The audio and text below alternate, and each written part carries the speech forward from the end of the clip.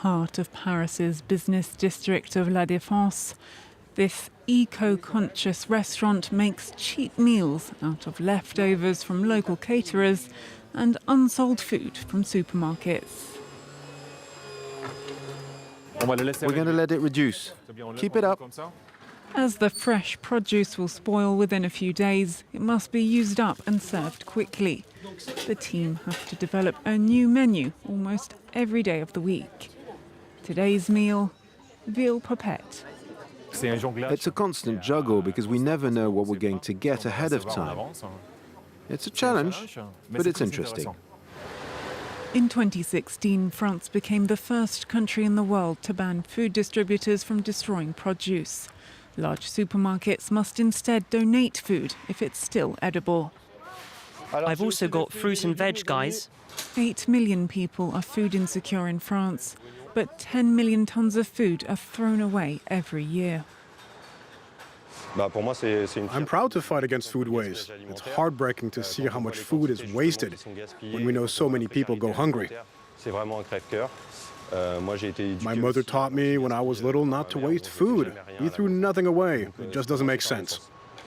La Salle Manger restaurant opened a year ago and is often full. Here, everything is homemade and customers appreciate the quality of the dishes as much as the anti-waste approach. It's bloody good. It's really delicious, beautiful and clean. The atmosphere, the welcome, the dishes. La Défense, c'est vraiment le temple, pas du gaspillage, mais... La Défense is a temple not of waste, but of hyper-consumerism.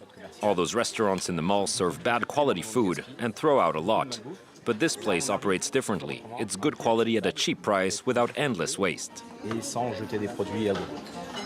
If counted as a country, in 2013, food waste was already the third biggest emitter of greenhouse gases in the world, behind only the US and China. The restaurant wants to help change that. The leftovers are weighed to adjust the quantity served during subsequent meals. L'objectif final, évidemment, c'est que ce bac un jour soit vide. The aim is for the buckets to be empty. We're working on it. We're already really happy to achieve this with 80 diners. We're proud of what we're doing. Et on est très fiers de ce qu'on fait. Small-scale savings can still collectively have a big impact, and Morgane Nourri wants her family kitchen to be as zero waste as possible. She even turned it into her job. Je rentre des courses. On fait les courses régulièrement, plusieurs fois par semaine. When I come back from a shopping trip, I'll start packing things away immediately. Quand on rentre, on range tout de suite. We go several times a week. We're lucky to live near the shops. We tidy everything away in the fridge and we tidy it according to this system here. Les familles zéro gaspille qui nous dit bien putting the freshest things like meat and fish to the top and dairy products underneath, and the vegetables go in the vegetable drawer. Ensuite, bon là j'ai acheté des légumes, donc forcément ils vont dans le bac à légumes. Her advice is to develop menus, go shopping little and often, favour non-perishable dry products and compost peelings and other organic waste. Leftovers can be reheated or frozen, or, with a little imagination, spruced up a bit. Croutons are perfect because it's a very simple recipe. We never know what to do with our leftover bread. When I make a soup, I fry the stale bread in a pan with olive oil and herbs. You end up with amazing croutons for soup. Ça permet d'avoir des super croutons pour les soupes. Her husband is also on board with becoming a zero-waste family. We buy what we need, and sometimes we need to convince ourselves we're not going to run out. And, well, we're not going to run out. The couple barely throw any food away. It's how they do their part, however small, to fight against climate change. When you crunch the numbers and you calculate all the waste involved in throwing away a baguette, it's like throwing away a bath full of water. Wheat is a water-intensive crop. We shouldn't throw away a single crumb. It's used up precious resources to make. 6% of the world's fresh water supplies and almost a third of agricultural land are used to produce food that won't ever be eaten.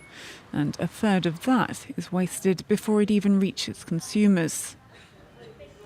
Producers, manufacturers and distributors would all need to adjust how they work to make lasting change. Let's go. Michel Marchand is a baker who decided to invest in a simple but revolutionary machine to cut down on his business's waste. We want to end waste, and thanks to this machine, all of the bread is reused. This material, once waste and now an ingredient ready to be used, is incorporated into a recipe developed especially to salvage the stale bread. The result is an eco-friendly loaf. I'm creating a new baguette. I put the breadcrumbs on top. Now people might say this is great, it's green, but what really motivated us was eliminating food waste. We want to keep our clients happy without killing the planet. So how do we do that? The eco-friendly bread is a success, and not just because it's cheap. It tastes good. When we find shops like these, we do our best to support them. Every year, the equivalent of over 3 gigatons of CO2 are released into the atmosphere to produce food that won't be eaten. That's almost as much as global road emissions.